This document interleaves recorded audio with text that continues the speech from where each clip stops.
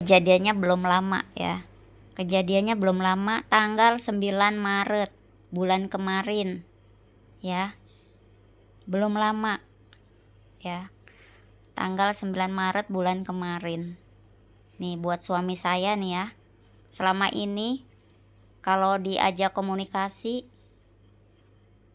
masalah anak, masalah rumah, teriak-teriaknya, aku tidak mau dengar, aku tidak mau bicara dengan kamu, aku tidak mau tahu. Kamu ngomong aja sendiri sama diri sendiri. Parah.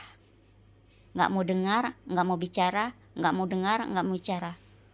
Jadi suami saya bilang nggak mau lagi bicara dengan kamu, nggak mau lagi bicara dengan istri. Ya, karena kamu selalu teriak-teriak nggak mau bicara dengan istri, saya diem. Ya, walaupun sakit banget hati, banyak masalah, saya selesaikan sendiri, saya pendam sendiri, saya tahan sendiri, saya diam. Ya, tapi jam 1 malam atau jam 2 malam itu saya udah diem loh. Kamu ingin saya diam, saya udah diem. Ya, seperti patung. Walaupun nggak dihargai, seperti sampah saya. Ya, seperti pengemis rasanya saya. Demi anak-anak saya nahan sakit hati. Saya udah diem. Tapi kenapa jam 1 atau jam 2 malam kamu pulang, kamu seperti iblis, seperti setan, ngamuk. Ya, ngamuk hebat. Wah, ya, ngamuk hebat. Kalau di kiri kanan ada tetangga, udah malu banget deh. Untungnya tetangga di kiri kanan itu kosong, lagi nggak ada orang. Malu banget, suara itu semuanya keluar. Keras banget, besar banget, ngamuk, kasar. Sangat kasar ya, sangat kasar.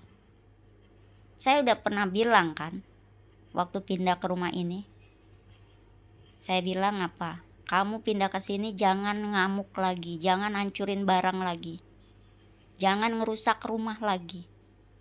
Kalau kamu ngancurin barang lagi, ngerusak rumah lagi, saya lapor polisi. Tapi kamu ulangin lagi. Ya. Kamu ngamuk-ngamuk sampai bikin pintu kamar saya hancur. Sekarang saya ingin tahu ya, kamu ngapain? Saya sama anak-anak lagi tidur, ya. Kamu pulang pagi, saya nggak marah, udah nggak marah, nggak komplain. Kamu kenapa? Ngamuk, kamu hancurin pintu kamar. Ayo dibalik lagi, balik yuk, posisinya dibalik. Kalau kamu jadi saya, kesel nggak? Kamu nih lagi tidur, ya. Kamu cewek, kamu punya suami, pulang pagi, nggak ada etika rumah tangga, kasar, nggak mau komunikasi, ya. Terus kamu udah diem, ya. Udah diem, kamu nahan banyak masalah, ya. Bikin sakit, bikin cepet tua. Kamu udah diem, terus kamu masih dikasarin. Pintu kamu saat tidur masih dihancurin. Enak nggak? Enak nggak? Coba dibalik. Pintu kamu saat tidur ditendangin, ditonjokin sampai hancur. Anak-anak juga bangun ketakutan. Ya. Kamu kesel nggak? Pasti kesel. Marah nggak? Pasti marah. Sakit hati nggak? Pasti sakit hati. Tapi saya tahan lagi nih. Saya tahan. Ya. Banyak loh saya nahan. Bisa-bisa saya mati pelan-pelan. Kalau sampai tua sama kamu mati pelan-pelan. Kamu pernah bilang begini, kalau istri saya punya uang sendiri mungkin udah pergi, nggak perlu saya lagi.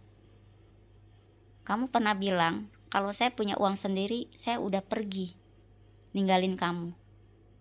Kira-kira kalau kamu di posisi saya, kalau kamu di posisi saya, kalau kamu punya uang, mau nggak kamu punya suami yang seperti ini? Kalau kamu jadi cewek, baliklah, posisinya dibalik, ya. Coba. Bahkan mungkin kalau saya nggak punya anak kecil, walaupun saya nggak punya uang, saya udah pergi. Daripada saya mati pelan-pelan, ya.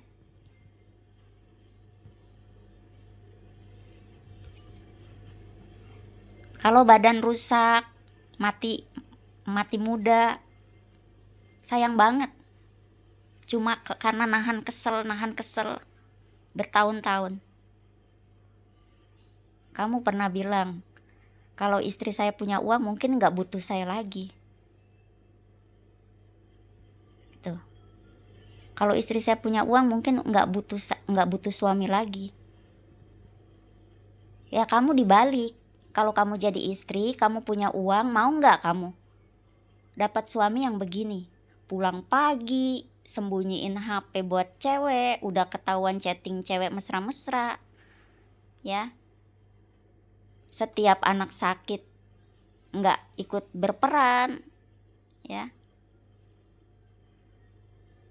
Kamu mau nggak balik sama diri sendiri, dibalik? Mau nggak? Ya. Nih netizen, saya tunjukin ya, pintu kamar yang hancur. Ini sekalian buat suami saya yang baik banget ya. Ini kan pintu rumah orang udah hancur nih, ya. Waktu perpanjang sewa rumah, agen propertinya komplain. Suruh diganti. Bu, bilang suaminya, suruh ganti dengan warna yang sama, jenis pintu yang sama. Ya. Daripada nanti ribut sama owner waktu nggak perpanjang, waktu check out. Ya, karena agen properti nggak mau potong deposit.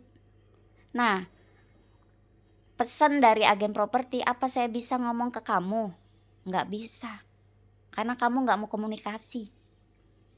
Kamu udah blokir nomor WA saya, nomor anak. Kamu nggak mau komunikasi di rumah juga, cuma buat tidur. Lagi-lagi masalah itu apa? Saya simpan sendiri. Ya, saya tahan kesal sendiri. Harusnya saya ngomong sama kamu, tapi saya nggak bisa ngomong sama kamu karena kamu nggak mau komunikasi. Padahal ini kamu yang bikin loh. Ya, pintu rumah orang rusak. Kamu udah bikin saya malam-malam tidur kaget. Ya, anak-anak juga ketakutan. Bikin saya kesel, marah. Ya, bikin saya terganggu. Tapi kamu nggak minta maaf. Kenapa? Karena kamu sombong. Kamu ngerasa kamu yang ngasih saya makan.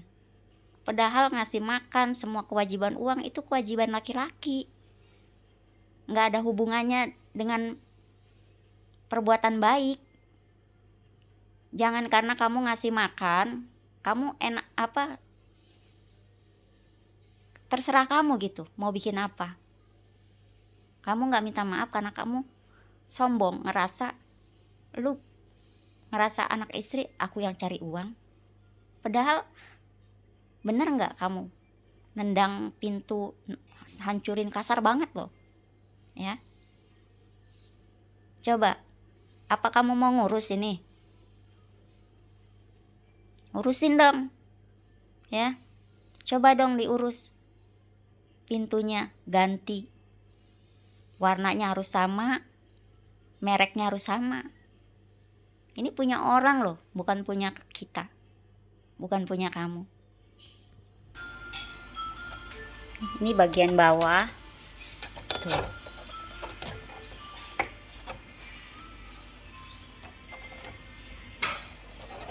Coba rusak sampai tinggi begini, sampai ke atas